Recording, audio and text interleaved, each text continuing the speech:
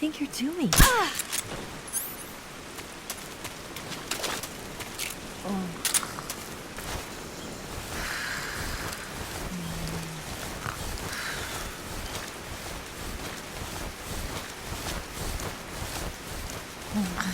Yeah, right there. No snake.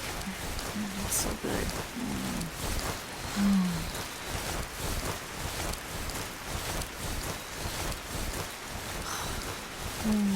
Yeah, right there. Oh, boss, that feels so good.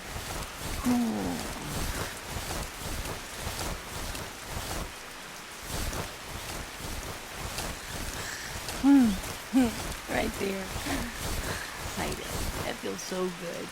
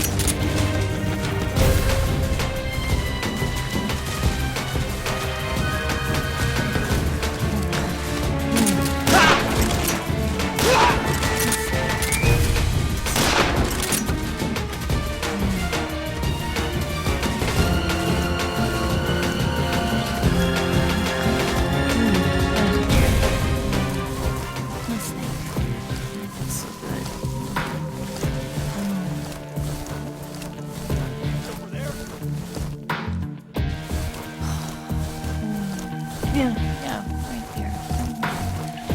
Oh, boss, that feels so good.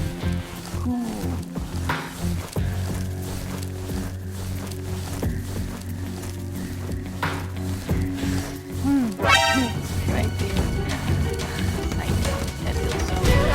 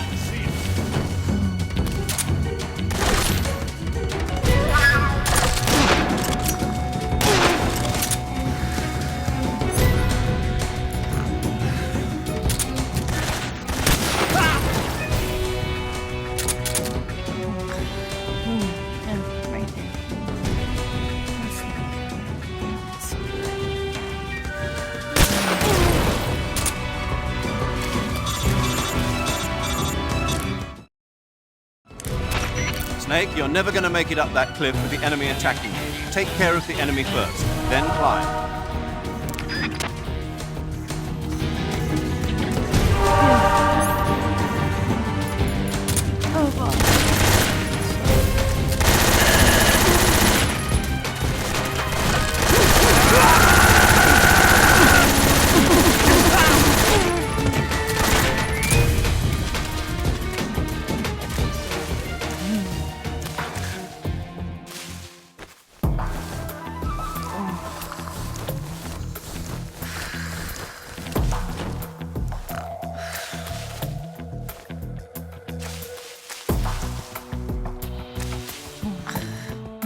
Yeah, right there.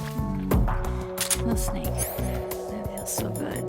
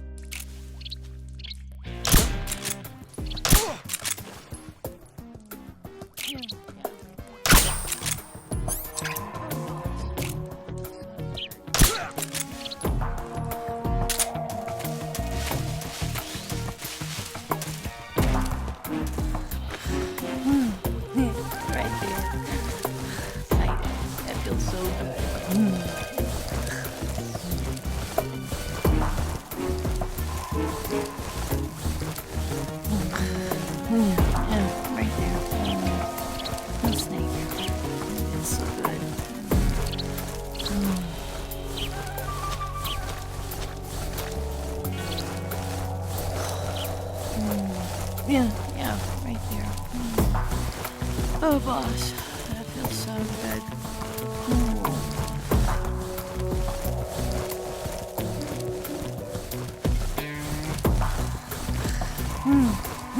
Right there. I know, that feels so good.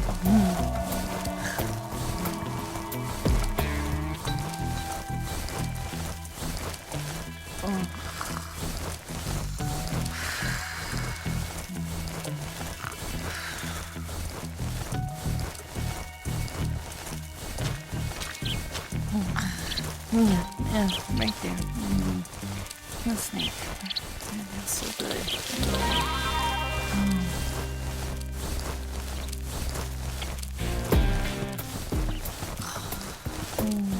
Yeah, right there. Oh, boss, that feels so good.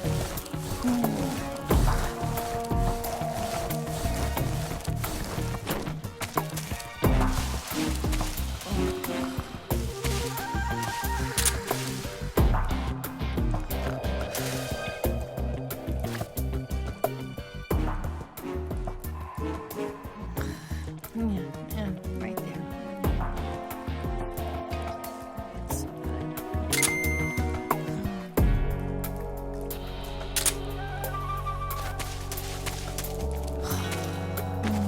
Yeah, right there. Oh, boss, that feels so good.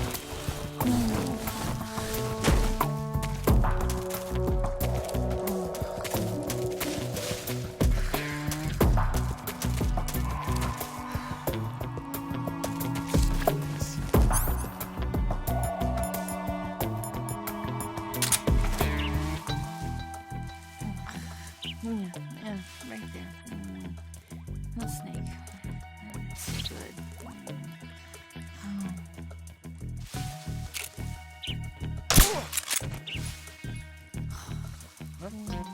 Yeah, right there.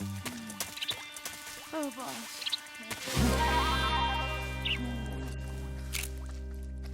Somebody there.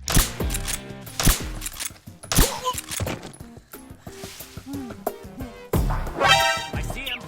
I do.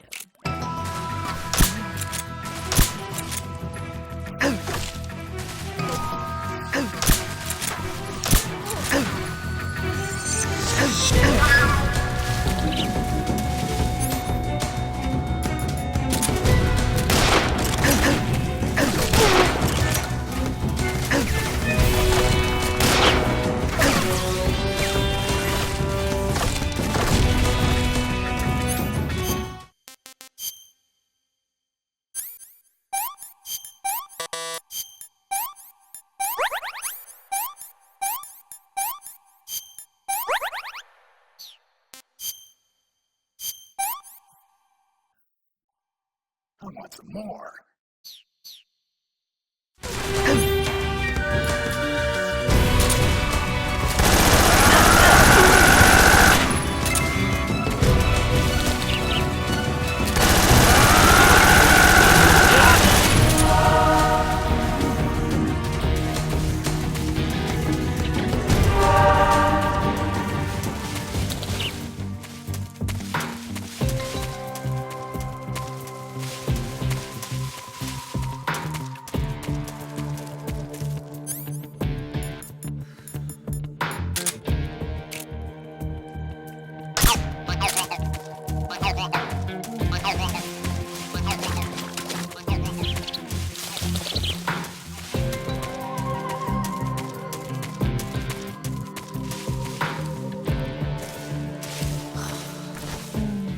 Yeah, right there.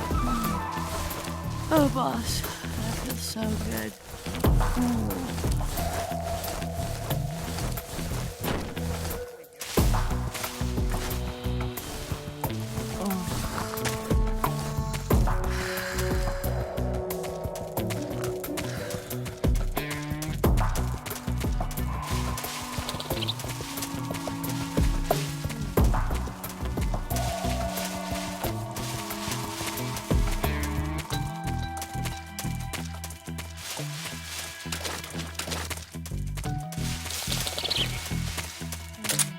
Yeah, right there.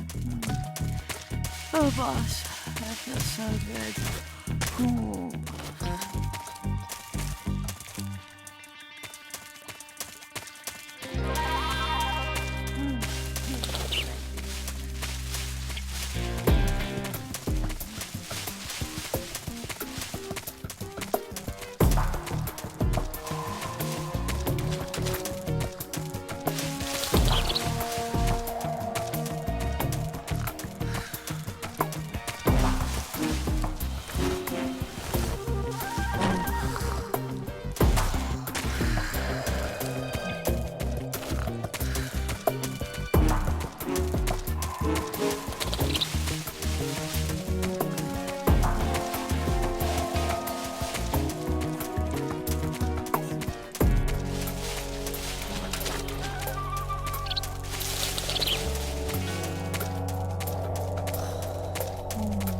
Yeah, right there. Oh, boss. That feels so good.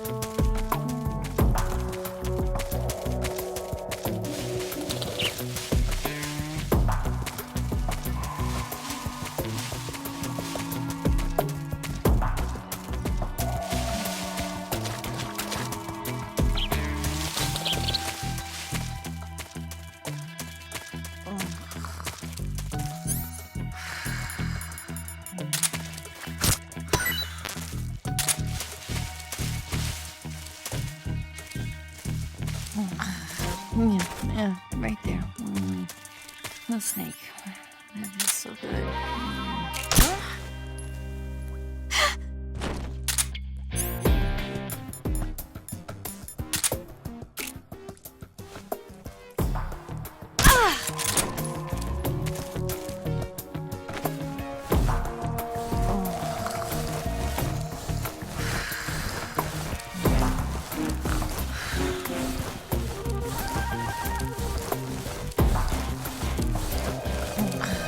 Yeah, right there.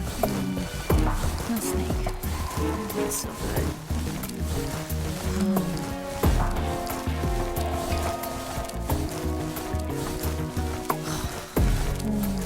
Yeah, right there. Oh, boss, that feels so good.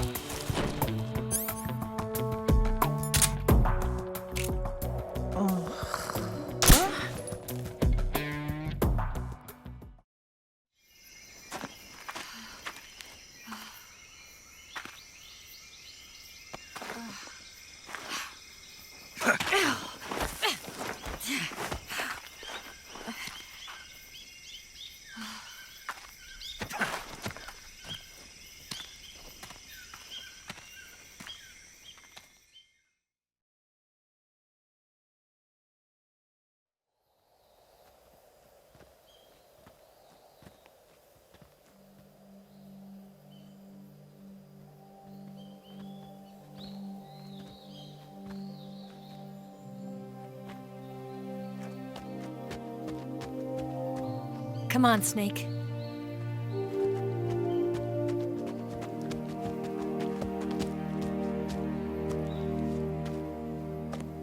We made it. We made it. Over there.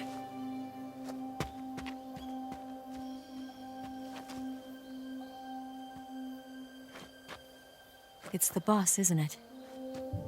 I'll go get the wig ready to take off. Right. I'll leave you two alone. But come back in one piece, okay?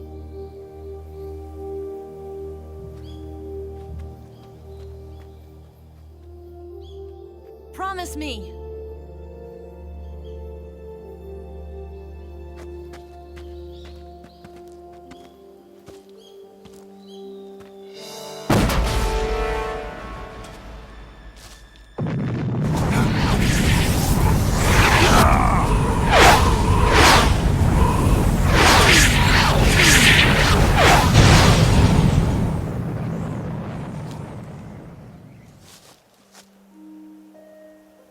Life's end.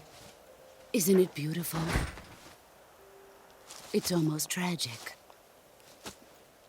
When life ends, it gives off a final lingering aroma. Light is but a farewell gift from the darkness to those on their way to die. I've been waiting, Snake, for a long time. Waiting for your birth, your growth, and the finality of today. Boss. Why are you doing this? Why? To make the world one again. The world used to be whole. But with the end of the Second World War, the philosophers began to fight amongst themselves, and the world was torn apart. The Cobras, my comrades who trained and fought alongside me, were torn apart as well. The foibles of politics and the march of time can turn friends into enemies just as easily as the wind changes. Ridiculous, isn't it? Yesterday's ally becomes today's opposition. And this Cold War? Think back. When I was leading the Cobras, America and Russia were fighting together. Now, consider whether America and Russia will still be enemies in the 21st century. Somehow I doubt it. Enemies change along with the times, the flow of the ages, and we soldiers are forced to play along. I didn't raise you and shape you into the man you are today just so we could face each other in battle. A soldier's skills aren't meant to be used to hurt friends. So then what is an enemy? Is there such a thing as an absolute timeless enemy? There is no such thing, and never has been. And the reason is that our enemies are human beings like us. They can only be our enemies in relative terms. The world must be made whole again. The philosophers must be reunited. I will devote my skills to that purpose. And with the Colonel's money, I will achieve that end. Just as I once created the Cobras. They are my family. I may no longer be able to bear children, but I still have a family.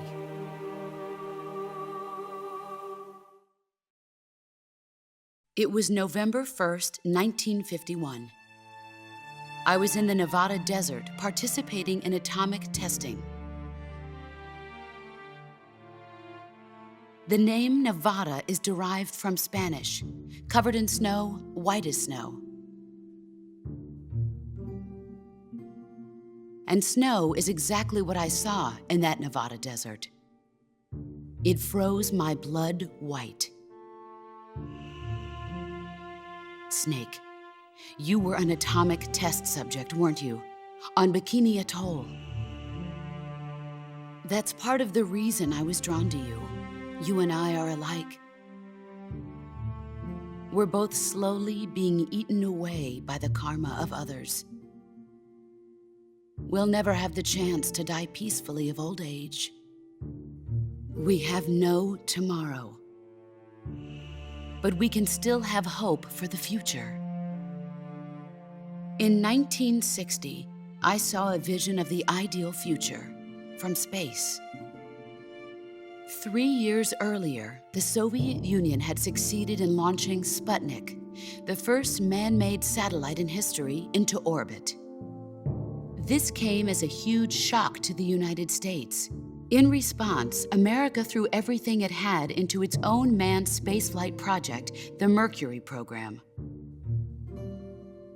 Even as the Soviets seemed poised to send their first man into space, America was still experimenting with chimpanzees and rockets. The government wanted human data. So they secretly decided to send a human being into space. I was the one they chose. At the time, they didn't have the technology to block out cosmic rays, and whoever they sent up would inevitably be exposed to heavy radiation. That's why they chose me. After all, I'd already been irradiated once. Of course, you won't find any of this in the history books. I could see the planet as it appeared from space. That's when it finally hit me. Space exploration is nothing but another game in the power struggle between the US and the USSR. Politics, economics, the arms race, they're all just arenas for meaningless competition. I'm sure you can see that, but the Earth itself has no boundaries. No East, no West, no Cold War. And the irony of it is, the United States and the Soviet Union are spending billions on their space programs and the missile race, only to arrive at the same conclusion. In the 21st century, everyone will be able to see that we are all just inhabitants of a little celestial body called Earth. A world without communism or capitalism, that is the world I wanted to see. But reality continued to betray me. In 1961, I was sent to Cuba, to Bahia de Cochinos. It was part of a CIA-sponsored invasion under the guise of taking Cuban exiles back to their country. But the US government betrayed them. Our weak-kneed president held back their air support. Defenseless, the exiles were annihilated by the Cuban army. All I could do was watch in silence. I was set up by the very country I'd sacrificed so much for, by the very government I dedicated my life to defending. I was driven from the surface world, and I went underground. Then, 2 years ago, I faced the sorrow, my old comrade in battle. He was my friend. But one of us had to die. I was left with no choice. The sorrow gave his life for me. There is no enmity between us. One must live, and one must die. That was the mission. The ones who gave me that mission were the philosophers. Early in the 20th century, the true holders of power in the United States, the Republic of China, and the newly formed Soviet Union gathered together in a secret meeting that would later be known as the Wise-Men's Committee. The secret pact they formed there marked the beginning of the philosophers. But the last of the original members died in the 1930s. After that, the organization began to run out of control, and the Wise-Men's Committee degenerated into a mere shell of its former self. The philosophers of today have no sense of good or evil. Their influence extends to countries and organizations involved in every aspect of every war. They have become war itself. That's how they operate. The sacrifices of war cause a shift in the times. This shift leads to renewed conflict, and in turn triggers the next war. Like a nuclear chain reaction, each conflict sparks countless others, forming an endless spiral that will continue on for eternity. Do you understand what I'm saying, Snake? By consuming me and you, the philosophers intend to keep that cycle going forever. It was my father who explained all of this to me. He was one of them. You see, I am the last remaining child of the philosophers. But after he revealed the truth, my father was killed by that same shapeless, formless organization. And my father isn't the only thing the philosophers have taken from me. In June of 1944, the Cobras and I took part in the landing at Normandy. We'd been given a top-secret mission to locate and destroy enemy V-2 rocket installations. I was pregnant at the time. The sorrow was the father. I gave birth on the field of battle. A beautiful baby boy. But my child was snatched away from me by the philosophers.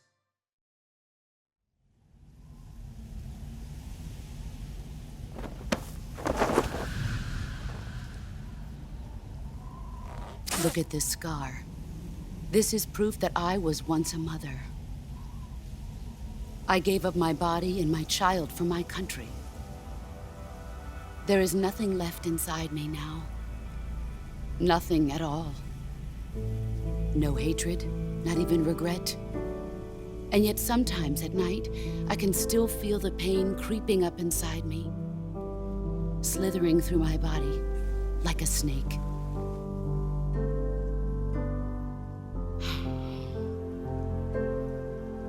I've never talked this much about myself before. Thanks. Thanks for listening to me.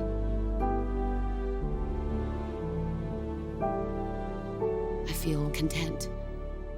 Snake, commence the operation. I raised you. I loved you. I've given you weapons, taught you techniques, endowed you with knowledge. There is nothing more for me to give you. All that's left for you to take is my life, by your own hand. One must die, and one must live. No victory, no defeat. The survivor will carry on the fight. It is our destiny. The one who survives will inherit the title of boss. And the one who inherits the title of boss will face an existence of endless battle.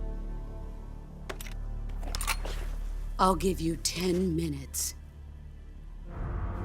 In 10 minutes, MiGs will come and bomb the hell out of this place.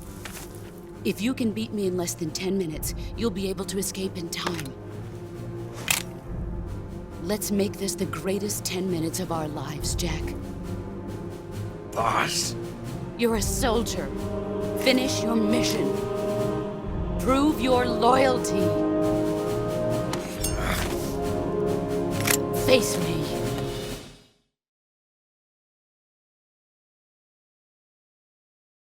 Let's see what you're made